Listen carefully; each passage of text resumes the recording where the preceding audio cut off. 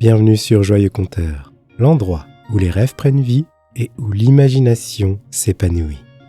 Ferme les yeux et laisse-toi transporter par cette histoire s'intitulant « Le petit chaperon rouge ». Il y a très longtemps, dans un village paisible, vivait une adorable petite fille chérie de tous. Elle était surnommée le petit chaperon rouge, à cause du joli chaperon rouge qui lui allait si bien et que sa grand-mère, qui l'adorait plus que tout, lui avait offert. Un matin de printemps, sa mère l'appela dans la cuisine et lui confia une tâche importante.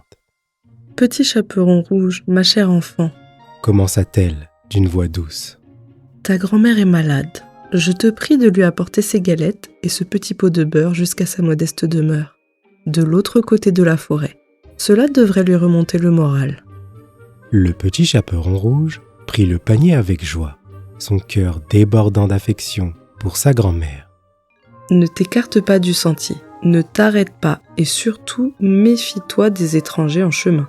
La forêt peut être pleine de surprises, bonnes comme mauvaises. » ajouta sa mère avec sérieux, l'embrassant tendrement sur le front.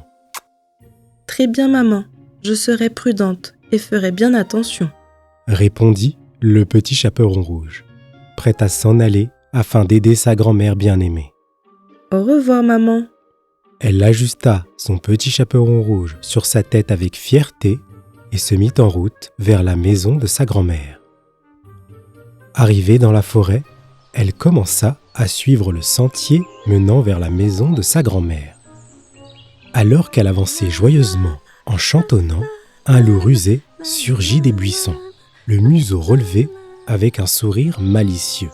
« Bonjour, petit chaperon rouge », dit le loup, d'une voix douce et mielleuse. Un peu surprise, le petit chaperon rouge, qui oublia bien vite les sages paroles de sa mère, répondit à l'étranger. « Bonjour, monsieur le loup, que faites-vous ici ?»« Je me promène. Et toi, où vas-tu avec ce joli panier ?» demanda le loup, montrant le panier rempli de galettes.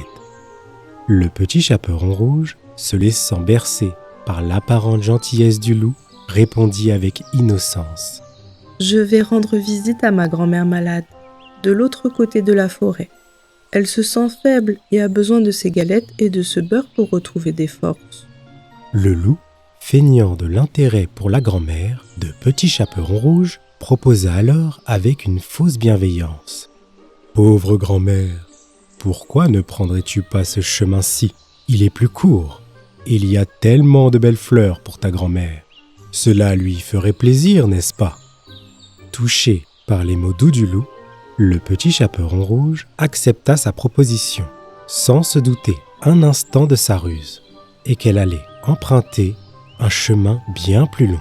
« Oh oui, elle sera si contente de recevoir des fleurs en plus des galettes et du beurre. » En s'éloignant du sentier, le petit chaperon rouge se laissa charmer par les rayons du soleil qui dansaient à travers les arbres et par la multitude de fleurs multicolores qui égayaient la forêt.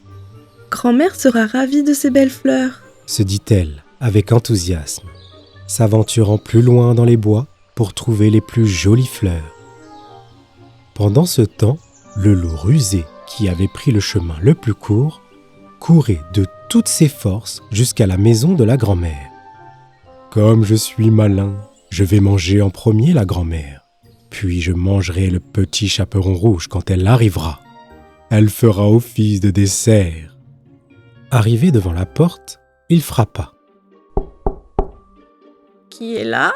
demanda la grand-mère depuis son lit. « C'est moi, votre petite fille, le petit chaperon rouge.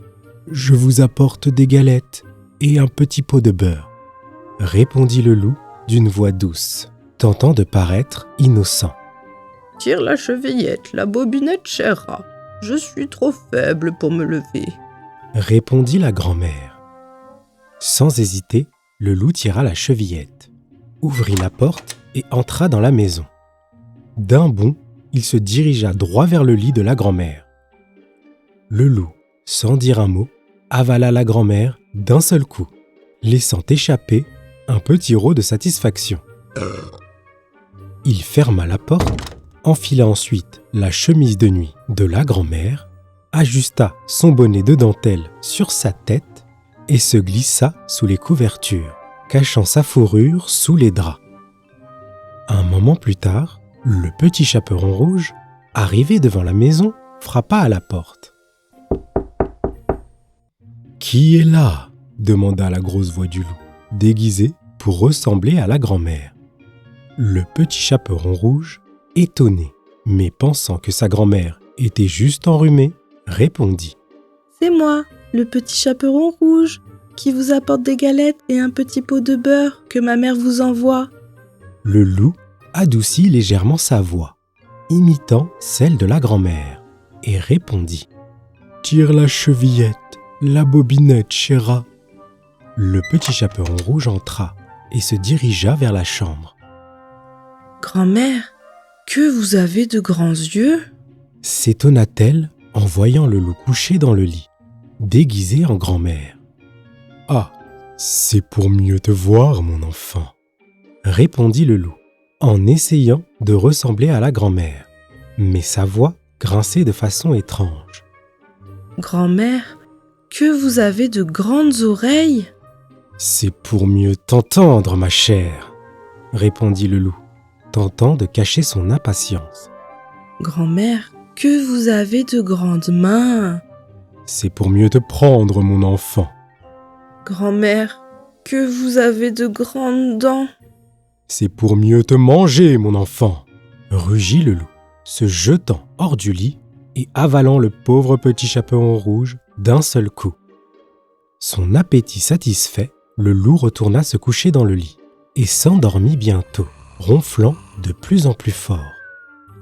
Pendant que le loup dormait profondément, ses ronflements résonnèrent à travers la maison, attirant l'attention d'un chasseur qui passait par là. Intrigué par ce son inhabituel, le chasseur dit « La vieille dame vivant ici ne fait pas ce genre de bruit d'habitude. Je vais aller la voir pour vérifier si tout va bien. » En entrant dans la maison, le chasseur fut surpris de découvrir le loup endormi dans le lit de la grand-mère. Pris d'un sentiment d'urgence, il s'approcha doucement et réalisa que quelque chose n'allait pas. Il aperçut alors une bosse suspecte dans le ventre du loup. Avec précaution, le chasseur ouvrit le ventre du loup, profondément endormi. Il fut stupéfait de voir un petit chaperon rouge dépassé et sortit la petite fille, encore vivante, du ventre du loup. Puis ce fut le tour de la grand-mère, également vivante.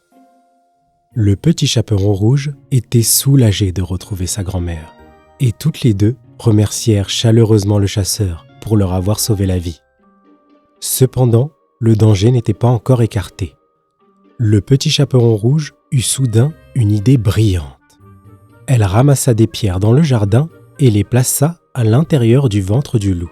Puis le chasseur recousit le ventre du loup avec habileté. Ainsi, il serait trop lourd pour bouger correctement et ne pourrait plus faire de mal à personne.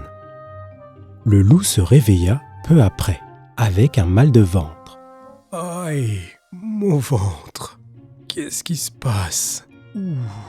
Aïe !» Chacun de ses gestes faisait s'entrechoquer les pierres à l'intérieur de son ventre. Il comprit rapidement qu'il ne lui serait plus possible de se déplacer dans la forêt, sans alerter les chasseurs ou autres promeneurs. Il décida donc de partir dans un lieu isolé, loin de tout. Avec le loup désormais hors d'état de nuire, le petit chaperon rouge pouvait enfin rentrer chez elle, en toute sécurité. Le petit chaperon rouge raconta à sa maman ce qui s'était passé dans la forêt. Sa mère la serra dans ses bras et lui dit « Je suis si heureuse que tu sois saine et sauve, ma chérie. Maintenant, souviens-toi toujours de rester sur le sentier et de ne jamais parler à des étrangers en chemin. » Le petit chaperon rouge hocha la tête. Ainsi, elle vécut heureuse avec sa mère et sa grand-mère pour le restant de ses jours, se souvenant toujours de la leçon importante qu'elle avait apprise dans la forêt ce jour-là.